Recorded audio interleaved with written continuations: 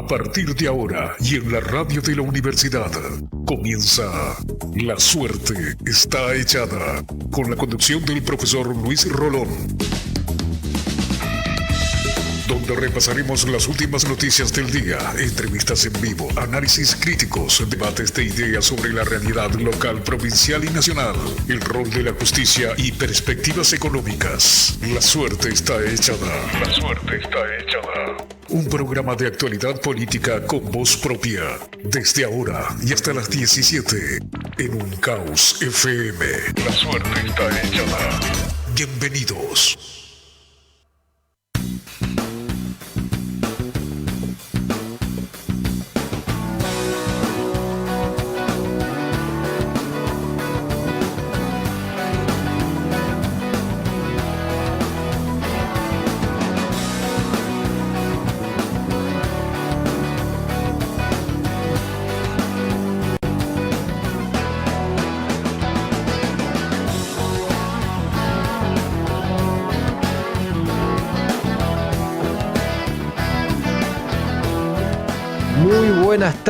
Muy buenas tardes para todos. Una edición más de La Suerte Está Echada.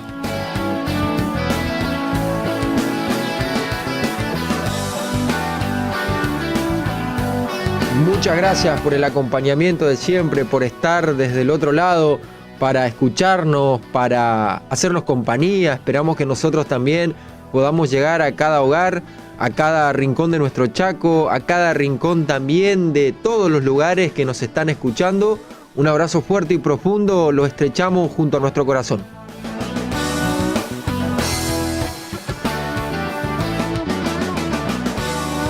Miércoles 28 de julio del año 2021, es el segundo programa semanal de La Suerte Está Echada.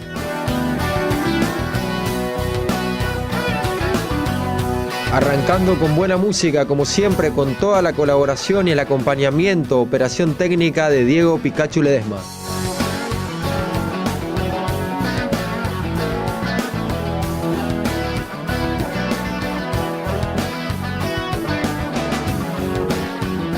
Producción de Víctor Frías. Siempre están, por más de que no lo podamos ver a veces, pero siempre acompañando atrás de las cortinas.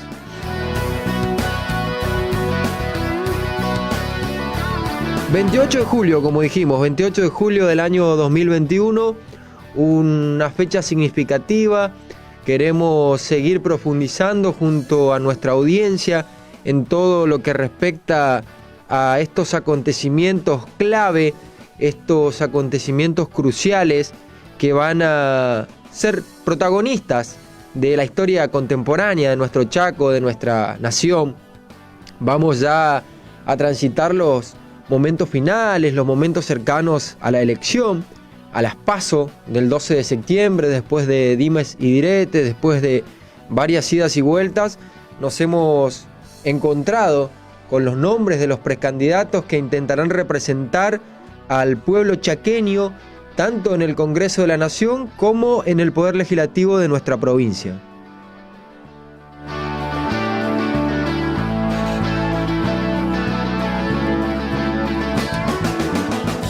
Hoy también tenemos una invitación, contacto telefónico muy importante, porque recordemos que la semana pasada había charlado con nosotros el primer precandidato a diputado nacional, el escribano Juan Manuel Pedrini, que también ocupa la presidencia del bloque del Frente de Todos en la Cámara de Diputados de la provincia del Chaco, y hoy nos va a acompañar, para nosotros muy importante, y estamos felices de que así sea, la actual presidenta del Instituto de Cultura y elegida por el espacio que conduce el gobernador Jorge Capitanich para ser la primera en la lista de precandidatos a diputados provinciales en esta crucial elección que vamos a tener el 12 de septiembre. Vamos a estar conversando, Dios mediante, con la presidenta del Instituto de Cultura y candidata a diputada provincial, Mariela Quirós.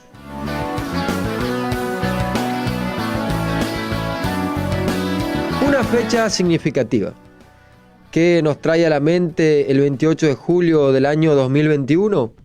Nos recuerda el 28 de julio de 1821.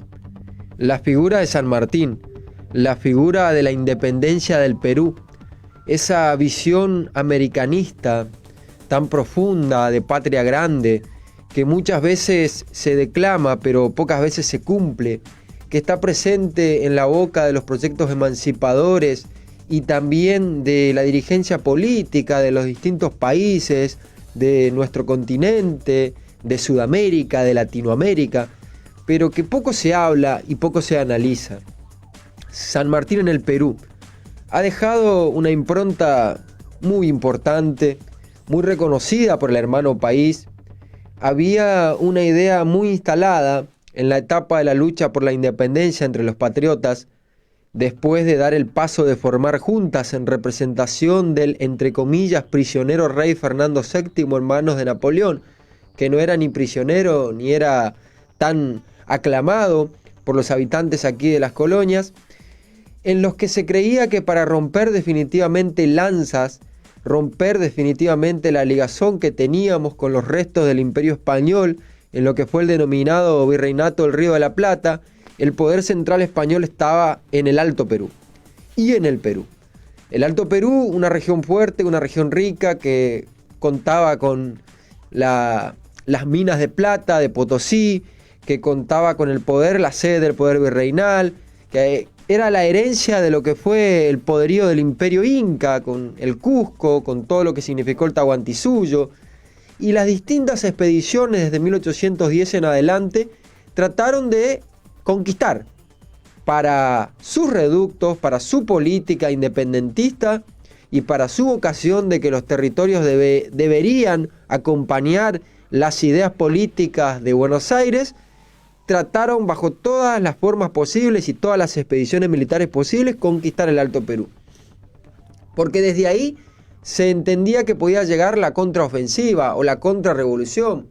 El mariscal de la Pezuela, Pío Tristán también enviado desde ahí, y en este sentido tenemos a la primera expedición de Castelli, que generó mucho entusiasmo, porque recordemos que llegó a expresar una célebre proclama que después fue dada a conocer con sorna por un escritor, Gustavo Martínez Zuviria, denominado Hugo Wax, acerca de la ingenuidad, si se quiera, de Castelli, ¿no? que en Tiahuanaco, hablando de las bondades de la revolución, le había preguntado a los pueblos originarios que si estaban de acuerdo en acompañar efectivamente las bondades de la libertad, el fin del despotismo, el fin de la tiranía, la división de poderes, el advenimiento de la república, que la revolución venía a reparar las injusticias y el ostracismo de la violencia del poder imperial español, y que del otro lado se encontraban los tiranos, que solamente los iban a someter al abatimiento y a la frustración, y que de este lado estaban los portadores de la libertad y de la igualdad. Por lo que él les preguntaba a los pueblos originarios qué camino querían tomar, qué es lo que querían. Y Gustavo Martínez Zuviria, seudónimo Hugo Wax, un nacionalista, dijo, para burlarse de esta proclama de Castelli, que los pueblos originarios, que los aborígenes habrían contestado ante la pregunta de Castelli acerca de qué camino querían tomar y qué querían. Él, burlándose y subestimando la capacidad heroica de nuestros pueblos originarios, dijo que habían contestado: queremos aguardiente, señor, dando a entender que los pueblos originarios no entendían nada de lo que efectivamente querían llevarle desde un iluminismo alejado de la realidad los próceres de la Revolución de Mayo. Pero San Martín, ¿qué pensaba San Martín? San Martín llega a las tierras de Buenos Aires, al Virreinato del Río de la Plata, en 1812, con su grado de teniente coronel, porque en España la situación para los liberales bien entendidos, se había complicado y el absolutismo estaba retornando, por lo que él llega, se ofrece e inmediatamente le encomiendan la creación del regimiento de granaderos a caballo. Después de la expedición de Castelli hubo varias derrotas en el norte y volvemos al Perú, volvemos al Alto Perú. El desastre de Huaki, las derrotas de Antonio González Balcarce, a pesar de que Belgrano triunfó en Salta y Tucumán, fue derrotado estrepitosamente en Vilcapugio y en Ayohuma. San Martín se hace cargo del ejército del norte, pero enseguida se da cuenta y le informa a sus superiores que no había manera de conquistar el Alto Perú y el Perú, el poder virreinal español, por el norte. Y que tenía un plan que muchos historiadores dicen que lo había traído de Londres, que era, según Rodolfo Terraño, recientemente, hace algunos años, copiado del Plan Maitland, Sir Thomas Maitland tenía un plan desde el punto de vista de la expansión inglesa que decía que desde Buenos Aires se iban a trasladar a Chile cruzando la cordillera y desde ahí por mar directamente atacar el poder virreinal en el Perú. Efectivamente, si fue un plan copiado, pergeñado por el inglés Thomas Maitland, lo importante es que San Martín lo llevó a la práctica. Y no solo lo llevó a la práctica, el Perú recibió al libertador San Martín después de que cruza los Andes, una epopeya comparable al cruce de los Alpes por Aníbal, mucho más importante porque aquí las cordilleras son las más altas del globo, y recordamos lo que San Martín le dice al gobierno, a los gobiernos de Chile, a los gobiernos de Buenos Aires, instando al Congreso de Tucumán a que declare la independencia. Después de cruzar la cordillera dice, en 24 días hemos hecho la campaña. Concluimos con los tiranos, hemos cruzado las cordilleras más elevadas del globo, concluimos con los tiranos y dimos la libertad a Chile. Y aquí empieza el camino en el Perú. El Perú, una sociedad fuertemente conservadora, que desconfiaba de los patriotas, que era profundamente católica, y aquí también hay que destacar algunas voces que decían que San Martín no era muy propenso a hablar de una cercanía a la iglesia, sin embargo encomendó a la Virgen.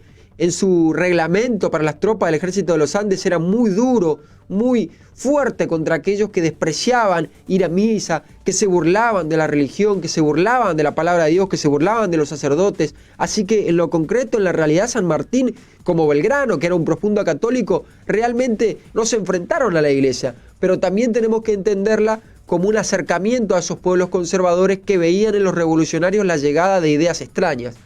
Y en Perú aún existía un reducto muy importante de españoles en las sierras que no estaban dispuestos a ser derrotados fácilmente. San Martín es recibido, declara la independencia del Perú el 28 de julio de 1821. Tan importante es San Martín que recibe el título de protector del Perú y hoy es homenajeado en la nación hermana, y efectivamente empieza con una impronta revolucionaria, bibliotecas, dice que las bibliotecas son más poderosas que los ejércitos, escuelas, reformas agrarias, trata de fortalecer la ilustración, trata de pensar también en terminar con la esclavitud.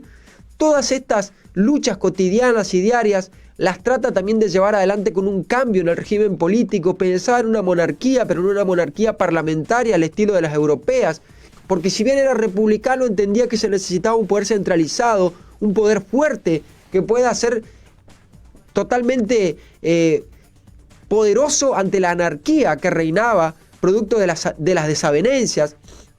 Pero finalmente San Martín recibió tanta resistencia del poder aristocrático como desidia de parte de Buenos Aires. Desidia de parte de Buenos Aires porque Rivadavia y los poderes unitarios ya lo habían abandonado, y en 1820 se produce la batalla de Cepeda. La batalla de Cepeda, en la que el poder porteño se enfrenta a los caudillos Estanislao López y Francisco Ramírez, y ante la tragedia que se le viene a Buenos Aires, al poder soberbio porteño, llaman a San Martín, le dicen que abandone la campaña del ejército de los Andes y se avenga efectivamente a defender Buenos Aires. San Martín se niega rotundamente porque dice que jamás desenvainará su espada para intervenir en conflictos con los países hermanos, y a partir de ahí caerá en desgracia. Caerá en desgracia con el poder porteño, caerá en desgracia con el poder centralista. En Perú la situación no iba mejor. El poder concentrado de los aristócratas peruanos le había quitado todo apoyo. Y en esta situación de debilidad se encuentra con el libertador del norte, el libertador Simón Bolívar. En la entrevista de Guayaquil, el 26 y 27 de julio, en días también cercanos a los que estamos viviendo hoy, el libertador de Sudamérica, José de San Martín, y el libertador del norte, Simón Bolívar, hablaron sobre el rumbo de la patria grande. San Martín debilitado, sin tropas de parte de la tropa del ejército, del poder porteño, del poder directorial porteño, que le había quitado todo acompañamiento, y sin poder tener la capacidad suficiente de derrotar definitivamente a los españoles, con los actores políticos peruanos en contra de su prédica cotidiana, con su secretario, con el ministro de Guerra, Bernardo de Monteagudo, perseguido, hostigado, tratado de revolucionario jacobino, violento. Es en este contexto que Bolívar queda al frente de la finalización de la campaña libertadora y San Martín renuncia. Mucho se ha hablado de la entrevista de Guayaquil, de desavenencias, de conflictos, cuando en realidad lo que pasó fue que San Martín se encontró sin el acompañamiento de Buenos Aires y sin la capacidad de poder seguir llevando adelante la guerra contra los españoles. A pesar de que él trató de ponerse a disposición de Simón Bolívar dijo que jamás podía tener entre sus filas a un militar de la talla de José de San Martín y se retira de la vida política. Se va con el estandarte de Pizarro. Quiere ir a despedirse de su esposa, Remedios de Escalada, en Buenos Aires, pero como le quieren hacer juicio, se demora tanto que no puede llegar a despedirse y finalmente Remedios parte, se despide de la vida. Pasa a buscar a su hija Mercedes y empieza su largo periplo por Europa. Hay muchas polémicas en torno a qué pasó verdaderamente entre San Martín y Bolívar. Sarmiento, cuando lo visitó en Europa a San Martín, trató de sacarle algunas palabras para hostigarlo y San Martín, pocas palabras para expresar sus ideas en situaciones límites, lo llevó hasta un lugar muy secreto de su hogar y le mostró en la pared el retrato de Simón Bolívar, diciendo con orgullo: este es el retrato del hombre más importante que conocí, el libertador de América, Simón Bolívar.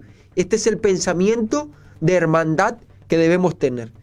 La prédica y la entrega de dos grandes hombres, pero fundamentalmente los ideales de San Martín. En el 2021 debemos terminar con todas las ideas divisionistas que nos hacen ver a nuestros hermanos latinoamericanos, peruanos, bolivianos, chilenos, uruguayos como nuestros adversarios. Siempre las potencias extranjeras desde la Revolución de Mayo han tratado de dividirnos.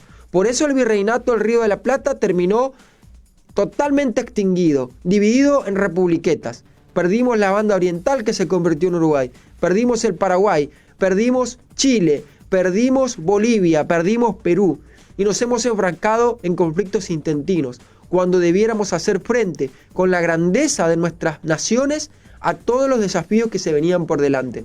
Reivindiquemos el espíritu de San Martín, también reivindiquemos el espíritu de Bolívar. Viva el Perú, viva la independencia de los pueblos de la patria grande. No nos olvidemos que somos latinoamericanos y que nos debemos a la gran causa de la patria grande.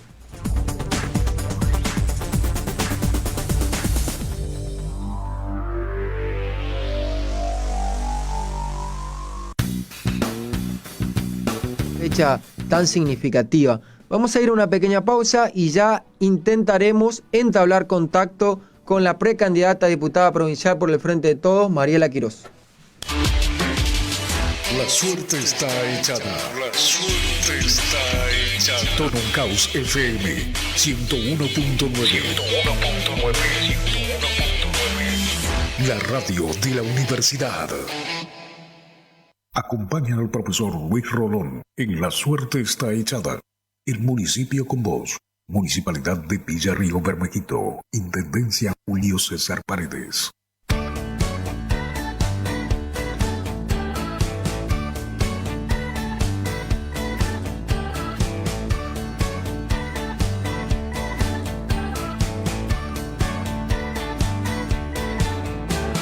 Días sin dormir, cruzábamos los ríos a nado. Sonaban las canciones al mango, era el amor.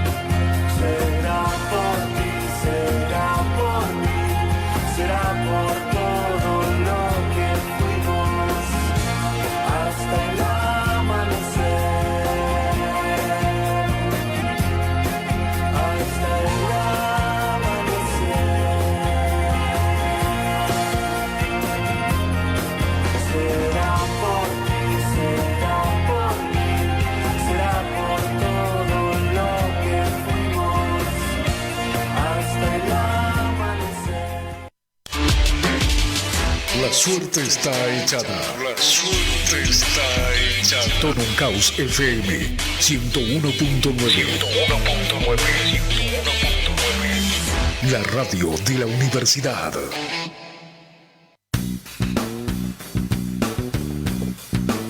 Segundo bloque de La suerte está echada. Ya tenemos el contacto que esperábamos con muchas ansias en esta campaña electoral que se avecina. Después de la presentación de las listas, le decimos a toda nuestra audiencia que nos escucha siempre también desde muchas localidades del interior y muy interesada, porque La suerte está echada es un espacio comunicacional que escapa del ruido mediático y apuntala a la reflexión y el sentido de pertenencia de las ideas filosóficas, políticas y principalmente el impacto cultural, que es el ámbito desde el cual proviene la precandidata en primer lugar en la lista de diputados provinciales, actual presidenta del Instituto de Cultura y nuevamente redundando, precandidata a diputada provincial por el Frente de Todos, Mariela Quirós. ¿Cómo le va, Mariela Quirós? Lo saluda Luis Rolón desde La suerte está echada. Buenas tardes.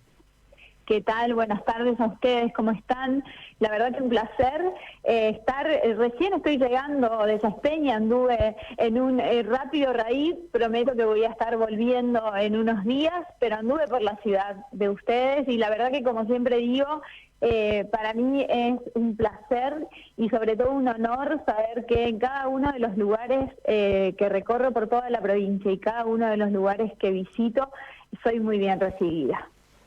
Bueno, muchísimas gracias por conversar con nosotros. Esperamos que en otra oportunidad nos visite también aquí en los estudios de Hipermedios Uncao, porque para nosotros siempre es importante conocer de primera mano, testimonios directos y francos a través de diálogo, el pensamiento de nuestros candidatos.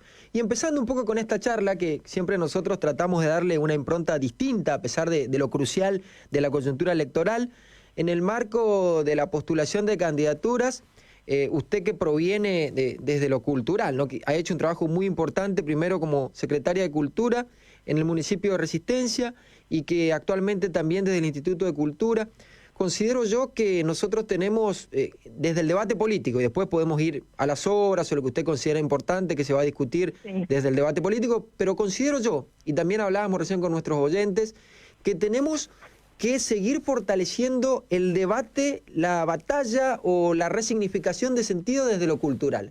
Porque, por ejemplo, en temas de democracia y en temas de elecciones, desde la oposición se está tratando de mancillar constantemente que esta elección es la más importante del retorno a la democracia, porque si el Frente de Todos se impone, como lo viene haciendo mayoritariamente en las últimas elecciones, podríamos quedar cerca de ser Venezuela, de ser Cuba, de ser regímenes autoritarios, autocráticos, y que esto también es un mensaje que hay que interpelar a la ciudadanía desde los candidatos para decirle a los jóvenes principalmente que el triunfo de la mayoría implica construir poder popular, pero desde los sectores concentrados tratan de instalar a través de las mentiras de los medios corporativos de comunicación que efectivamente el triunfo no implica que se puedan llevar adelante las conquistas. Y entonces una minoría poderosa resulta que impone a la mayoría triunfadora sus propios objetivos. En este marco se dio lo de Bolivia, en este marco tratan de legitimar lo de Cuba sin hablar de bloqueo. Entonces, ¿cómo cree usted que está el pensamiento cultural, las principales usinas de construcción de sentido y cuáles son los principales valores que lleva adelante el Frente de Todos, conducidos por Capitanich, en esta contienda electoral? Mira, fundamentalmente te escuchaba atenta, ¿viste? Yo considero puntualmente que cuando uno habla, vos me planteabas desde la batalla cultural. ¿Por qué hablábamos de la batalla cultural? Yo más viniendo desde el ámbito cultural. Sí. Porque la cultura se plantea como los modos de vivir en comunidad, los modos que tenemos de pensar, de construir, de soñar, de crear, de hablar. Y desde ese lugar me parece fundamental, esto es lo que nos quieren instalar, por ahí a través de los grandes medios de comunicación. Vos hablabas de la oposición, pero yo creo también que la oposición no termina siendo solo una reducción en términos partidarios, sino también en términos de modelos. Sí. Y hablaste y planteaste dos modelos de país, un modelo de concentración y un modelo de distribución. Y en ese marco me parece que nosotros puntualmente como espacio político que sí, que es un frente que es absolutamente diverso, que es absolutamente plural, que hemos tenido la oportunidad de cerrar estas listas con la condición maravillosa de una unidad en la diversidad, y desde ese lugar me parece muy importante la figura que vengo a ocupar yo como cabeza de lista. ¿Por qué lo digo? Porque hace un montón venimos discutiendo y lo planteamos desde distintos lugares, que también entiendo que tiene que ver con esto, que tiene que ver con lo cultural, esto de que se repiten las caras, que se repiten quienes están, Claro. que la política y los políticos son todos iguales. Bueno, desde ese lugar nosotros venimos a decir que nuestro frente tan amplio, tan diverso, tan plural,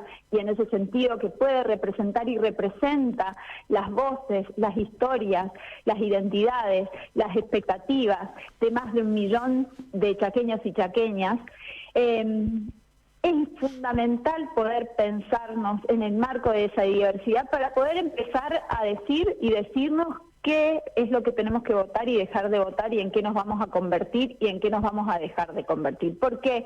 Porque la construcción no la determinan algunos pocos, sino la construcción colectiva de lo que somos, la construcción de nuestra propia identidad, la vamos a determinar entre todos y todas. Entonces eso es fundamental, no nos pueden venir a decir qué es lo que somos y dejamos de ser. En ese caso, me parece que nosotros venimos a representar esto, venimos a representar la posibilidad de darle mayores alternativas a quienes constituimos esa gran diversidad a lo largo y ancho de todo el territorio provincial, a lo largo y ancho de todo el norte grande, que hoy no es solo una mera enunciación, sino somos 10 provincias que estamos trabajando para posicionar Sí, sí. a un territorio muchas veces olvidado, y por supuesto desde acá, desde el norte, posicionar y seguir trabajando para reconstruir la Argentina.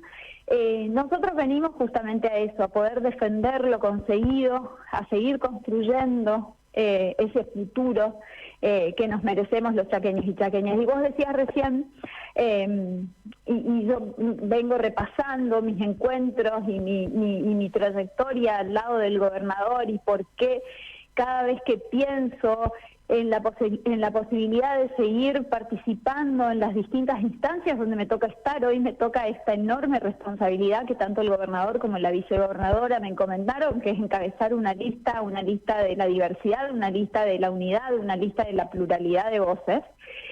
Pienso en todo el recorrido al lado del gobernador.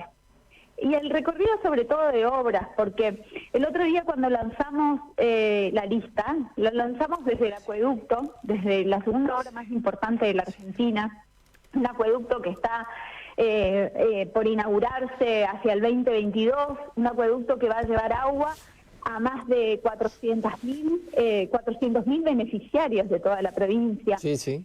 que involucra 26 localidades de nuestra provincia. Largábamos desde ahí, desde esa gran obra, esta lista de la unidad, de la diversidad, y pensaba también, a la tarde estuvimos recorriendo una obra junto al gobernador en el barrio hacia el sur de la ciudad de Resistencia, inaugurando cuadras de pavimento con iluminación LED, y los vecinos y vecinas se abrazaban y decían qué alegría poder estar contando con esta obra que no solo nos resuelve conectividad, sino también una mejor calidad de vida. Y me ponía a pensar que una semana antes habíamos estado el 19 de julio conmemorando un nuevo aniversario de la masacre de Napalpí, en Napalpí justamente, Sí, en sí. Colonia Aborigen, en el memorial, un memorial que lo estábamos recorriendo porque es una obra de infraestructura que en términos simbólicos impacta directamente en la memoria colectiva, en la memoria activa de nuestro pueblo. Y una reivindicación. Una reivindicación, pero sobre todo mantener la memoria activa. Ese hecho fue uno de los hechos históricos más aberrantes de nuestra provincia, y en la que el gobernador en enero del año 2008, recién asumido, le pidió disculpas a los pueblos originarios por esa masacre en nombre del Estado. Y después recordaba, y por eso te hago este recorrido en menos de una semana, Sí, sí, sí. Y me ponía a pensar que el 20 de julio estuvimos inaugurando una obra vial, la Ruta 7, que une dos localidades de nuestra provincia, como lo es Presidencia de la Plaza y Colonias Unidas, y la alegría nuevamente de los vecinos y vecinas que en términos económicos, productivos, en términos de mejora de calidad de vida, nuevamente invocaban esa gran alegría y esa felicidad. Y el intendente de Presidencia de la Plaza, al que le tocó hablar adelante de las autoridades nacionales y adelante del mismísimo presidente de la Nación, Diego Bernachea. de esa ruta, Diego Bernachea, yo lo escuchaba con la emoción, casi con la voz quebrada, hablando de esa gran obra. Entonces, ¿qué te puedo decir yo? Que hace 12 años estaba inaugurando junto al gobernador, te hablo hace 12 años, inauguraba junto al gobernador una de las obras también más emblemáticas de la provincia, como lo es este espacio cultural, que lo es Casa de las Culturas, edificio emblemático, moderno, novedoso, y que tiene un gran impacto en la cultura a nivel nacional de todos los chaqueños y chaqueñas, y que vos nombrabas mi acompañamiento al gobernador cuando fue intendente de la ciudad de Resistencia, las cientos de obras que hemos inaugurado. ¿Qué puedo decirte yo con todo este recorrido que estoy haciendo si estos no son hechos concretos, realidades? Ayer escuchaba en Fontana, en la localidad de Fontana, 17 cuadras de pavimento para un barrio, el 444 viviendas. El vecino, Genefe, decía, sí, gobernador, usted por cada lugar que va, no solo ve un sueño, sino concreta cientos y miles de realidades. Cada vez que usted sueña algo, concreta cientos y miles de realidades. La verdad que son obras trascendentes. Sí, continúe. No, eso, a mí el impacto, porque yo, una cosa es que te pueda decir cuáles son nuestras plataformas, que te estoy hablando justamente de el recorrido que hace 12 años venimos llevando adelante como proyecto político, como espacio, y sobre todo como plan de gobierno que apunta a defender los intereses de los chaqueños y chaqueñas, a defender los intereses de la nación, a generar mayores oportunidades para todos y todas, a seguir consiguiendo y luchando por nuevos derechos, más derechos, y sobre todo a posicionar políticas transformadoras. Entonces, ese es mi lugar hoy en la lista, es mi lugar en la legislatura. Cuando me toque estar, si el pueblo lo quisiera, cuando me toque estar en la legislatura, van a ser para incorporar políticas innovadoras, políticas transformadoras, que puedan contener a los miles de jóvenes que, como mi hijo Mateo, están esperando políticas que los contengan y que los contemplen. Así que la verdad que yo particularmente, desde lo personal, muy emocionada del lugar en el que me toca estar hoy, porque absolutamente estoy más convencida que nunca y, por supuesto, más comprometida que nunca. Sí, la verdad que yo creo y creemos aquí, le envían saludos desde el departamento Güemes, de Juan José Castelli, nos escuchan muchas personas, muchos amigos y amigas del interior de nuestra provincia. Le comentamos a nuestra audiencia que estamos dialogando con la precandidata a diputada, en primer lugar, la compañera Mariela Quirós, una hacedora cultural extraordinaria, independientemente de que hay un discurso instalado siempre, ¿no?, de la diatriba y los ataques espurios que dicen esto que subyace en lo que dice Mariela acerca de que, bueno, hay como un discurso nocivo de que la política es contaminación, de que es todo lo mismo, de que siempre es una expresión de castas, y sin embargo las candidaturas como la de Mariela son bienvenidas porque vienen a oxigenar, pero tampoco llegan de un repollo. Aquí la presidenta del Instituto de Cultura tiene una tradición política, tiene una tradición de luchas, y principalmente creo que uno de los fuertes discursos que hay que apuntalar es esto que caracteriza también a la lista del Frente de Todos con su proclama y su premisa de unidad en la diversidad. Porque también políticamente, Mariela, y no sé si coincidís, durante mucho tiempo se ha dejado de lado el diálogo y pareciera como que todos hay que estar de acuerdo en diversas cuestiones y no hay nada más pernicioso para un proyecto político que la adulación, que el callarse cuando hay diferencias, que el dejar estancado el debate. La democracia justamente se fortalece en el disenso, no necesariamente todos los actores políticos tienen que estar de acuerdo, siempre que se tenga como objetivo el bienestar de la patria, ¿no? Y por eso también destaco esto de los hechos, porque una de las proclamas del peronismo también se basa en esas máximas que dice, que llegan hasta nosotros de parte del general Perón, cuando decía, creemos que las reivindicaciones como las revoluciones no se proclaman, se cumplen sencillamente.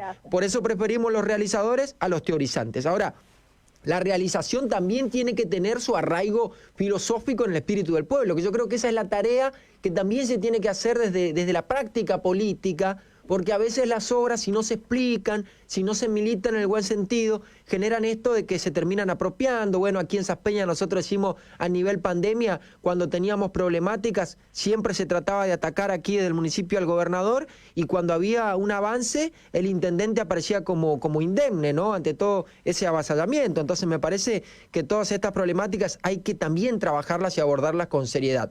Y volviendo un poco al punto central, ¿cómo la encuentra? ¿En qué etapa de su vida política y su vida también personal, si quiere aportar? Porque nosotros creemos que para las buenas personas la política y los sueños están indisolublemente unidos.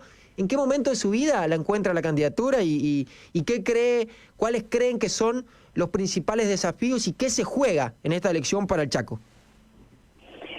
Mira, la verdad que bueno, en un momento personal, político y por supuesto de gestión muy interesante, porque creo que tengo a lo largo de todos estos años he adquirido la experiencia, sobre todo en la gestión, pero también desde la construcción política, desde la construcción militante. Uno va adquiriendo con el paso de los años las distintas miradas y herramientas que por un lado tenía por mi familia. Vos decías una tradición política, toda mi familia. Sí. Hoy les contaba a los compañeros y compañeras con los que estuve en Saspeña que los domingos familiares son de alta discusión política, y eso enriquece, por supuesto, no solo la perspectiva, sino enriquece las posibilidades de acción en el marco de la tarea que me toque ocupar. Tengo mis padres que han pasado por la gestión pública, pero también han pasado por etapas militantes, la verdad que muy comprometidas, siguen siendo personas muy comprometidas en el ámbito político. Tengo mis hermanos más chicos que todos ellos militan. La verdad que para mí la política es mi vida. La política construyó nuestros sentidos también a lo largo de todas nuestras vidas. Tengo mis padres que han nacido en la década del 70, una década, la verdad que complicada para los jóvenes y las jóvenes que intentaban tener ideales, y en ese marco también a nosotros nos han dejado dentro de sus miradas, sus valores, poder construir con absoluta libertad nuestra impronta y nuestra mirada política. En ese marco para mí es importantísimo el momento en el que me encuentro en términos de gestión. La verdad que vos recién decías lo que hemos construido en un año tan difícil, un año y medio tan difícil. Nunca nos íbamos a imaginar que nos iba a tocar gestionar en el marco de una pandemia mundial. Y bueno, aquí estuvimos trabajando para todos y todas, fundamentalmente para el sector de la cultura, para los más de 30.000 chaqueños y chaqueñas que de manera directa o indirecta viven del sector de la cultura, generando grandes articulaciones con el Ministerio de Cultura de la Nación y también generando la verdad que una infinidad de programas y agendas que permitieron y permiten seguir fortaleciendo al sector y hoy ya posicionándonos en la reactivación económica particularmente lo que me toca de la reactivación económica del sector de la cultura, pero también en el marco de una política pública que ya hace 9 meses viene creciendo en términos de reactivación. Una de las pocas provincias que en esta coyuntura sanitaria ha lanzado su programa Chaco Reactiva, y en ese marco las grandes obras de infraestructura, porque sabemos que la obra pública dinamiza la economía, y desde ese lugar también la cantidad de obras que hay en cada uno de los rincones de la provincia, la verdad que es increíble. Y esto de poder pensar de qué manera seguimos defendiendo los intereses de Chaco y los intereses de los chaqueños y chaqueñas, los derechos, estos derechos adquiridos durante tantos años de lucha de quienes vienen construyendo esta agenda, pero esta agenda política, pero sobre todo esta agenda que nos sostiene a los chaqueños y chaqueñas en un marco de grandes posibilidades. Yo muy feliz, y sé que voy a poder ser quien represente, y le decía el otro día, en el marco del aniversario del paso a la inmortalidad de Eva, de Vita, sí. decía quienes estábamos acá en el busto frente a la catedral, estaba la vicegobernadora, estaba la intendenta de Barranqueras, había funcionarias, ministras, legisladoras provinciales que estaban acompañando el acto, en el que pude decir unas palabras, y decía particularmente esto, que estaba muy impactada y muy emocionada ese día, porque pensaba que gracias a eso, gracias a la lucha de Eva, yo hoy podía estar encabezando una lista. Analía Rach podía ser la vicegobernadora de la provincia. Magda Ayala podía ser la intendenta de Barranqueras.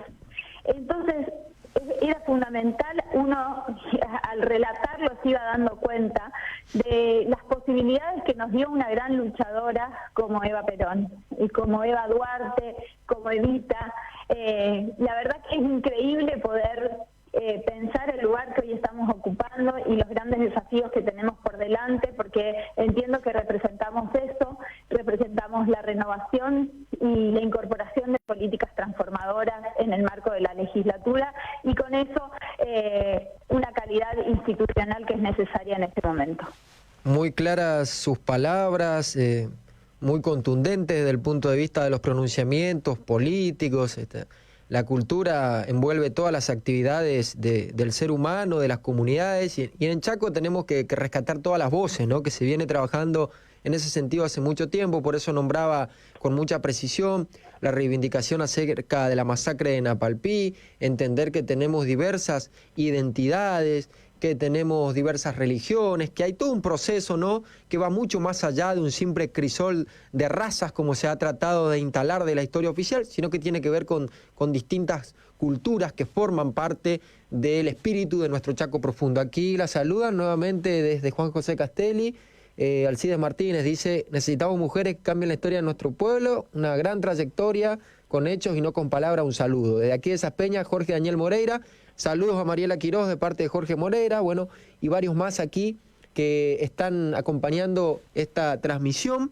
Sabemos que estuvo hoy por presidencia Roque Saspeña, teniendo en cuenta todo lo que tiene que ver con la salud mental también, que esas son cuestiones también muy importantes que hacen a la presencia del Estado. Y yo creo que durante mucho tiempo, otro saludo más de otra oyente, saludo a Mariela Quiroz de Mabel Michunovic. Bueno, esperemos que venga, dicen, a visitarnos, la esperamos con ansias.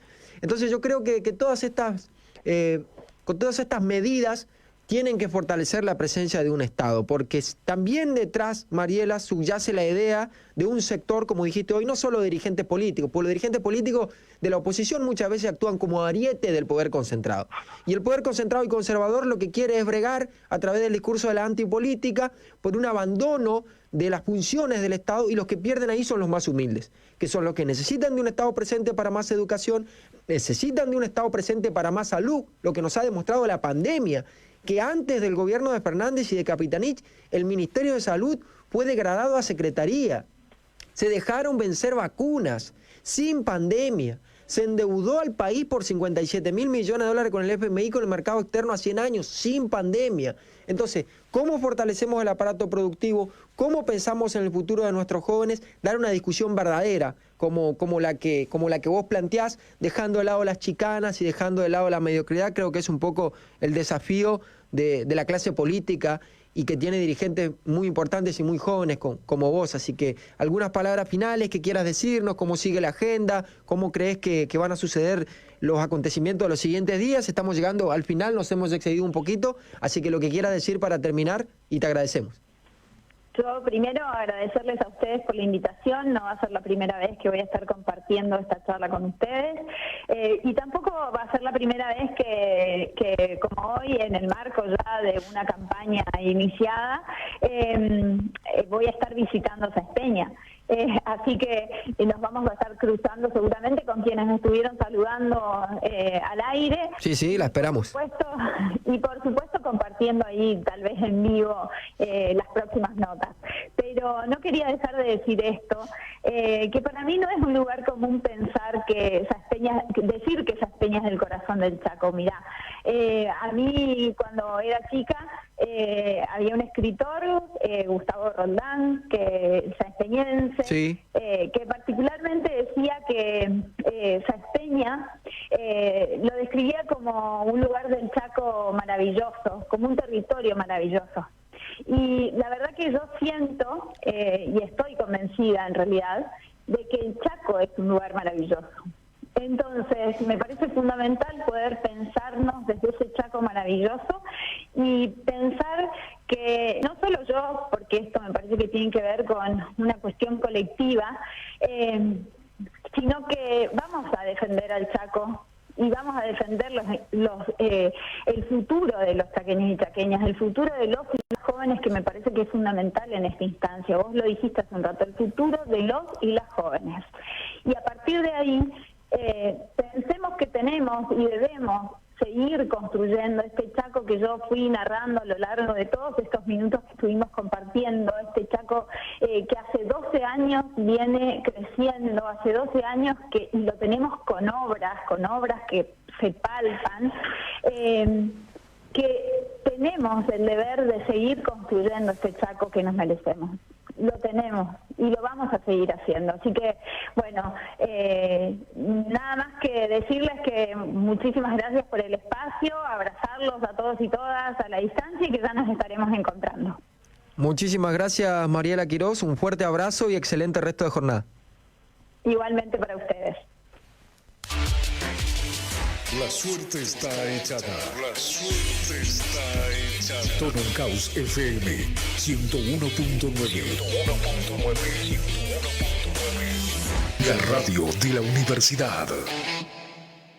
Acompaña al profesor Luis Rolón en La suerte está echada. El municipio con vos. Municipalidad de Villarrío Bermejito. Intendencia Julio César Paredes.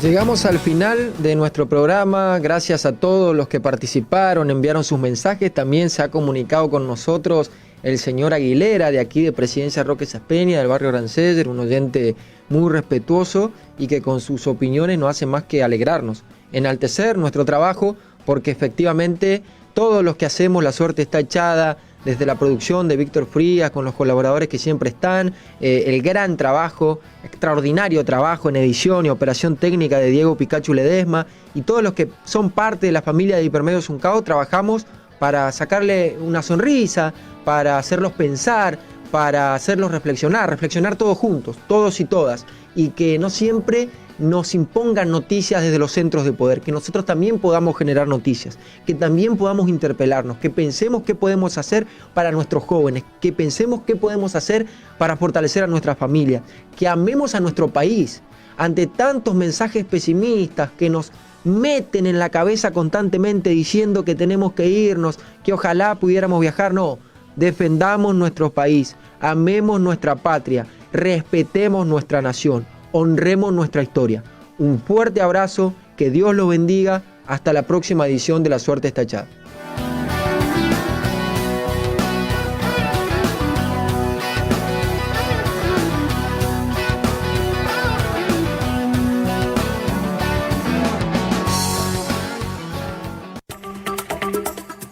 Hasta aquí, esto fue La Suerte Está Echada. La Suerte Está Echada. El próximo lunes volvemos con más análisis, opiniones, entrevistas y mucho más. Por Un Caos FM 101.9, la radio de la universidad.